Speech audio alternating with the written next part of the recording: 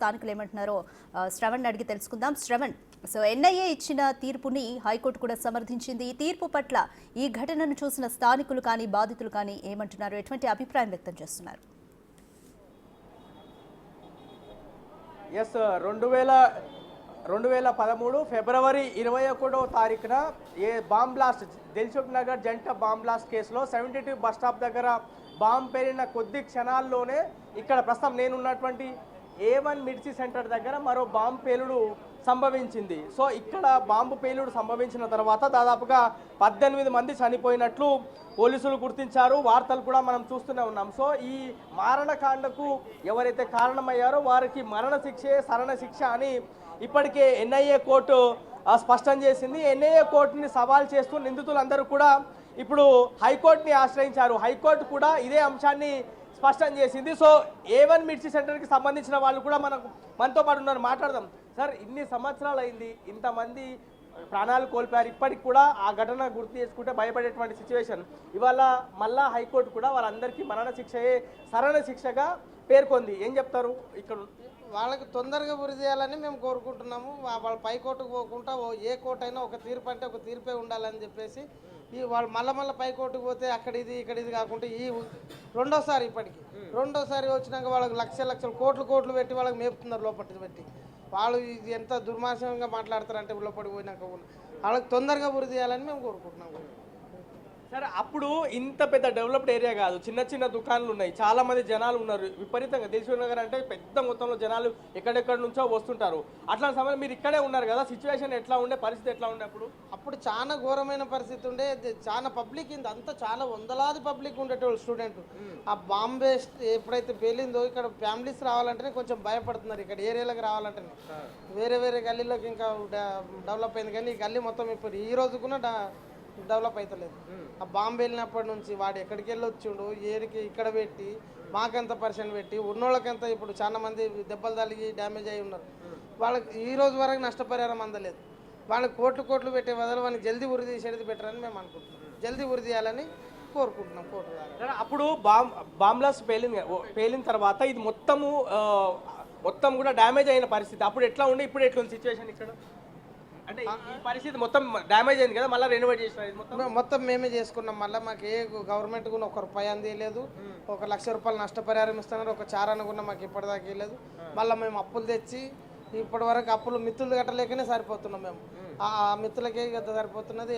మొత్తం shop repair చేయించుకున్నాం. ఇప్పటి వరకు కొంతమంది మా దగ్గర పని చేసే వాళ్ళు కూడా వెళ్ళిపోయారు భయపడి.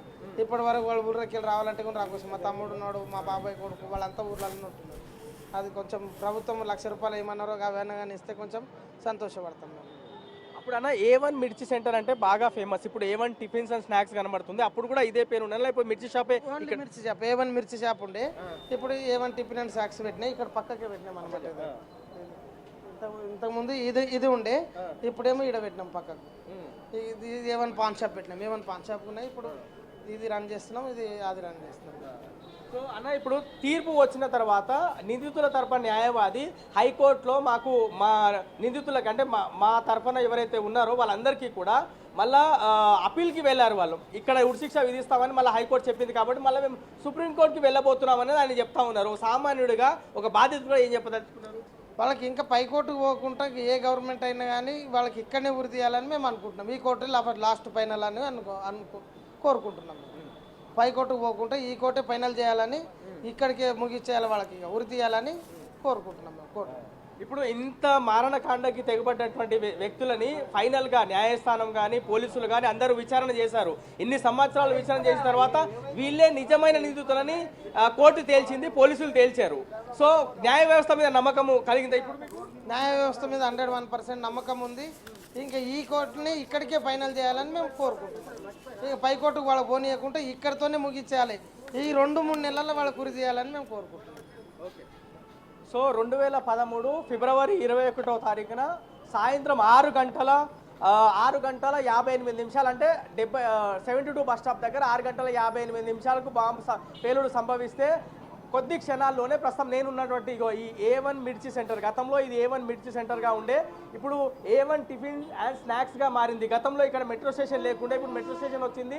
ఇవన్నీ కూడా చాలా వరకు అప్పుడు డ్యామేజ్ అయినాయి. తర్వాత ఇక్కడ ఉన్నటువంటి స్థానికులు కావచ్చు, ఈ A1 మిర్చి సెంటర్ ఎవరైతే నడుపుతున్నారో మళ్ళీ దీన్ని వాళ్ళ సొంత డబ్బులు పెట్టుకొని రెనోవేషన్ చేపించుకున్నారు. వాళ్ళు ఇక్కడ చిన్న చిన్న స్టాల్స్ ఏర్పాటు చేసుకొని వాళ్ళ జీవనం కొనసాగిస్తూ ఉన్నారు. సో ఇక్కడ ఉన్నటువంటి మొత్తం కూడా ఈ దిల్సుఖ్ నగర్లో అతి ముఖ్యమైనటువంటి జంక్షన్, దాంతోపాటు జనాలు ఫ్లోటింగ్ అతి ఎక్కువగా ఉన్నటువంటి జంక్షన్. ఈ జంక్షన్ దగ్గర బాంబ్ బ్లాస్ట్ సంభవించిన తర్వాత అనేక మంది ప్రాణాలు కోల్పోయారు. వందల సంఖ్యలో దాదాపుగా 130 మంది పైగా జనాలు అనేక హాస్పిటల్లో పడ్డారు.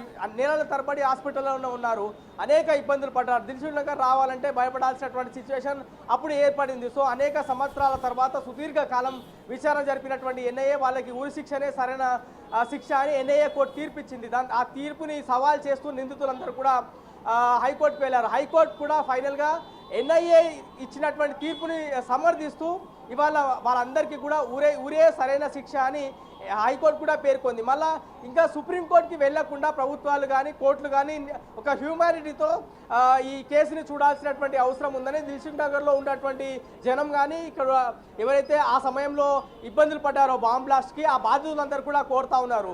సో ప్రస్తుతం మనం ఇక చూస్తున్నాం కదా, ప్రస్తుతం ఈ విధంగా జనం ఏ విధంగా కనబడుతున్నారు. ఇక్కడ ఒక కోనార్క్ థియేటర్ ఉంటుంది, చిన్న చిన్న ఎస్టాబ్లిష్మెంట్స్ ఉంటాయి.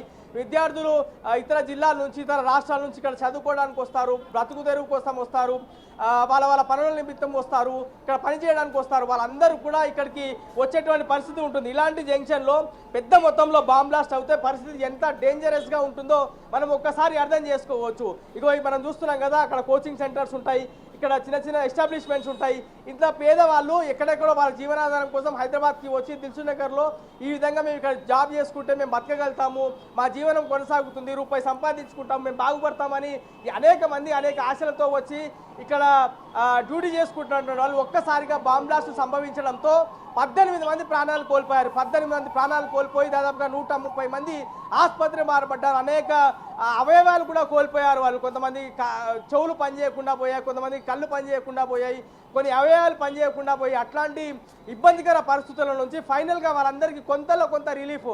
ఇంత పెద్ద మారణకాండకు పాల్పడ్డటువంటి నిందితులకు సరైన శిక్ష పడాలని వారు అనేక సంవత్సరాల నుంచి చెప్తా ఉన్నారు, అనేక సంవత్సరాల నుంచి వాళ్ళు కోరుకుంటా ఉన్నారు, వాళ్ళు మొక్కుతా ఉన్నారు. ఫైనల్గా ఎన్ఐఏ కోర్టు ఇచ్చినటువంటి తీర్పు, హైకోర్టు ఇచ్చినటువంటి తీర్పు ఫైనల్గా వాళ్ళని సంతృప్తి కలిగిస్తుంది. కానీ ఈ తీర్పుని ఇప్పుడే వెంటనే అమలు చేయాలి. మళ్ళీ వాళ్ళు సుప్రీంకోర్టుకి వెళ్తారు, వాళ్ళని మళ్ళీ లక్షల రూపాయలు పెట్టి వాళ్ళని మేపాలి.